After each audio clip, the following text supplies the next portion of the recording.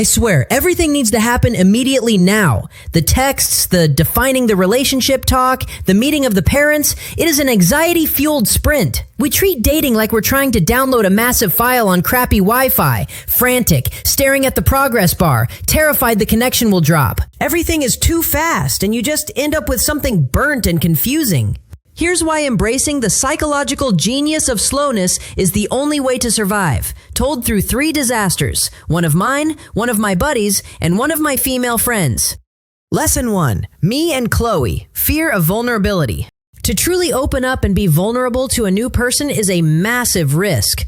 The risk of devastation, of being seen and rejected. If heartbreak is a possibility, why sprint into it? We need to approach intimacy slowly, like trying to pet a stray cat.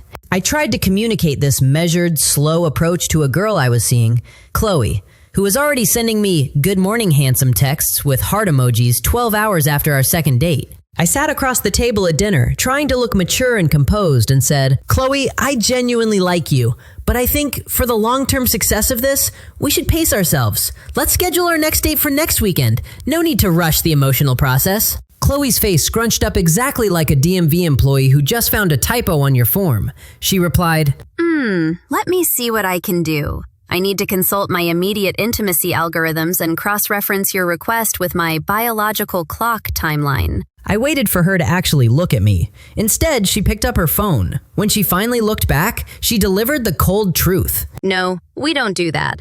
That request for slow emotional spacing triggers a critical flag. You're either ready to be my +1 to a wedding in 3 days, or you're emotionally unavailable. And I've already filed a formal complaint with my group chat about your reluctance. It took her 5 minutes to convince herself that my desire to breathe meant I was broken.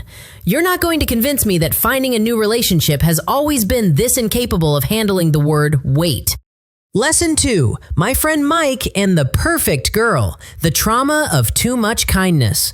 If your upbringing resulted in an uneven supply of affection, when someone finally offers you a banquet of unlimited care and kindness, it triggers deep, paralyzing panic. It's too much, too fast, and your system can't metabolize the rich nutrients. This is exactly what happened to my buddy Mike. He started seeing a girl named Sarah who was, by all accounts, lovely, but Mike treated her affection like a threat. Dude, I have to end it. She's too much. What did she do? Did she yell at you? No, worse. I mentioned I had a sore throat and she DoorDashed me soup. And then she sent a text saying, "Hope you feel better." That's a banquet of intimacy. I can't absorb the rich nutrients. Mike looked physically ill. He was reacting to kindness the way a vampire reacts to garlic. So, because she was nice to you on a Tuesday, you're panicking? It's invasive. She's giving me optimized care routines. I only wanted a basic hangout, not a hyper-connected dive into my well-being. It's making me suspicious. I'm running away before she starts asking me about my childhood dreams. That is exactly how it feels when someone is too enthusiastic too soon.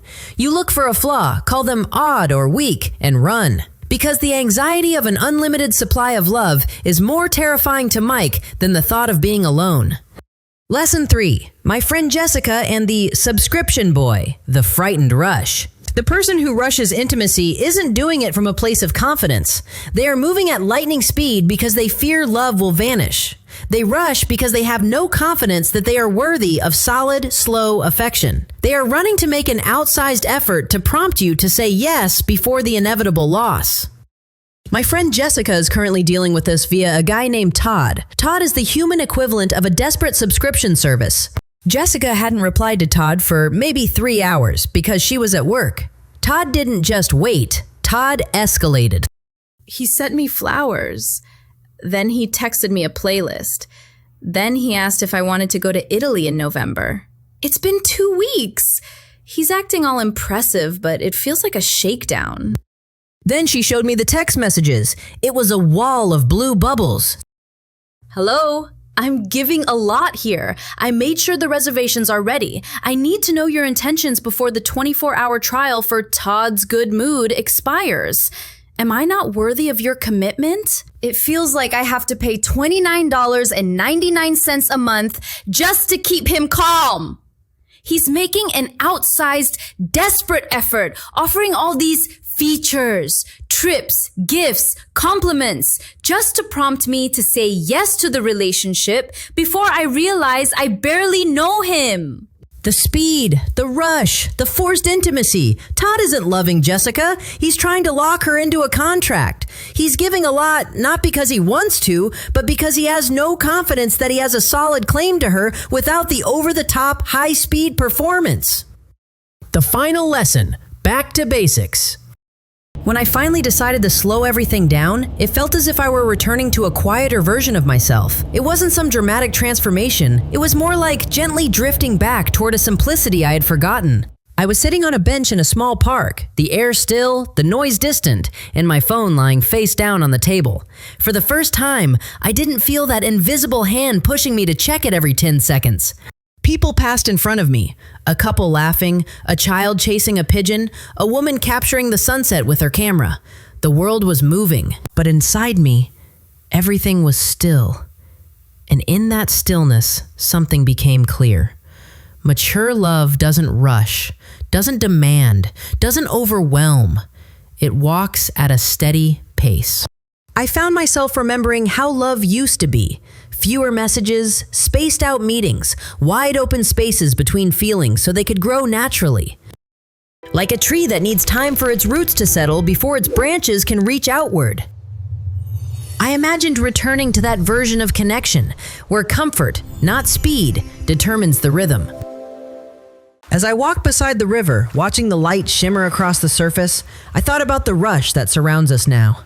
Fast invitations, fast promises, fast emotions. Everything burns bright, then disappears just as quickly. I realized I didn't want a connection that feels like a race or a chase. I wanted something that feels like walking. Matching breaths, steady steps, quiet understanding. Sitting on a wooden bench, I imagined a relationship that grows slowly. Brief but peaceful meetings, honest messages, care that doesn't suffocate, and time for everything to unfold naturally. It felt like finally breathing after long chaos. I realized that quiet moments ask for nothing. No grand gestures, no proofs, just space to exist. The real victory isn't rushing to a relationship or matching everyone else's pace. It's having the courage to slow down, to let feelings breathe, and to let love grow on its own. Nothing, no grand gestures, no proofs, just space to exist. Slow down, you'll survive. What's real will come in its own time.